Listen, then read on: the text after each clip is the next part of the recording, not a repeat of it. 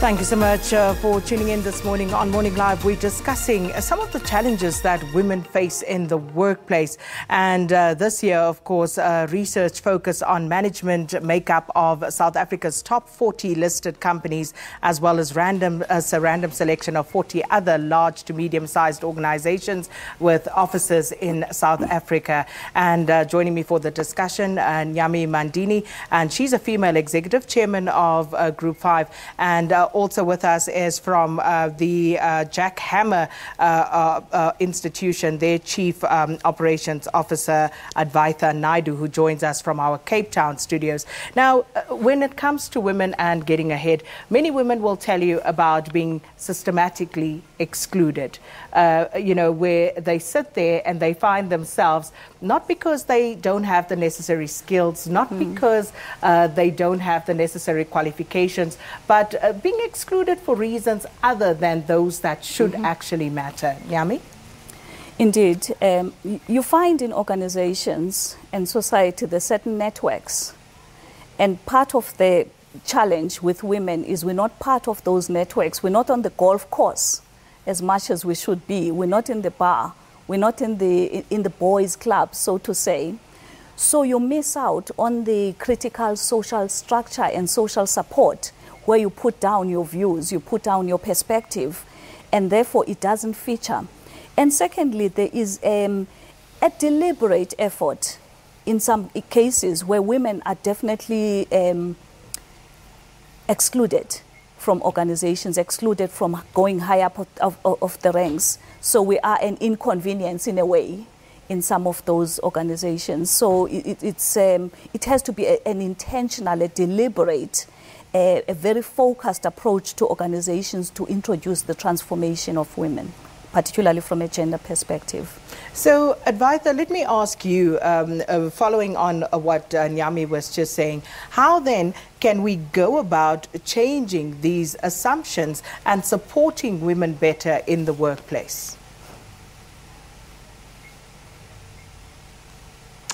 Well, I think the first thing is to appreciate what diversity actually means. And when we talk about diversity in South Africa, we don't just mean having a woman in the top position or having a person of color. Diversity also means diversity of thinking.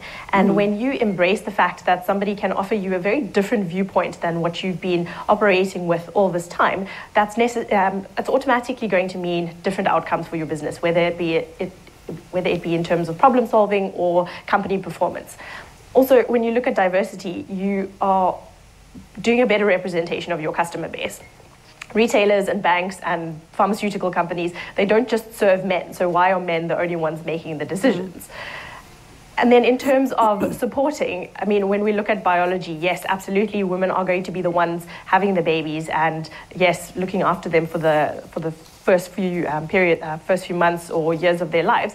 But division of home labor, it should be as much a corporate's responsibility as it is in the home. So 3 days of paternity leave versus 4 months of maternity leave, that reinforces the stereotype that women are going to be the ones taking the time off. But we've reached an age where this shouldn't necessarily be the case.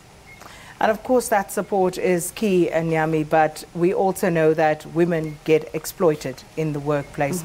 And sometimes in seeking out that support, you find yourself in situations that you would rather not be in. So how do we go about changing all of this? How should women go about choosing a mentor, for instance? There's a number of things we can do to change that. I'm not going to start with the mentor. One of those areas Jakama has started touching on is an area where, as women, we empower ourselves with data and knowledge. And we can do this research and begin to quantify the data. For instance, who's buying at Pick n Pay? And then if you can segregate those statistics, you're going to find that the majority of the supporters, the direct customers of Pick n Pay, Woolworths, and all the retailers are women. And therefore, we begin to call on the retailers to say, if your biggest customer is women, how does your boardroom look like? How does your executive team look like? How does your talent progression look like? How does your learnerships and talent development at lower ranks look like? That is preparing for the future of the leadership. So it's going to be very important that we're strategic about this. We can't just fight a war just for the sake of fighting a war. The second aspect is around building our own support systems. You find as women, we don't monetize the networks that are already existing. For instance, you'll go to Emakaya. There's a function there, a funeral or something. We're all cooking as women. How often don't we exchange notes as to, oh, hi, are you Sakina? I just know you as Sakina or Mabani, the clan name, because we're cooking there in the pots. And we don't talk about business and say, Sakina, what do you do? This is what I do. And then we begin to exchange that network and begin to monetize that process we're in, which is a traditional process, but we begin to then use it for our own benefit.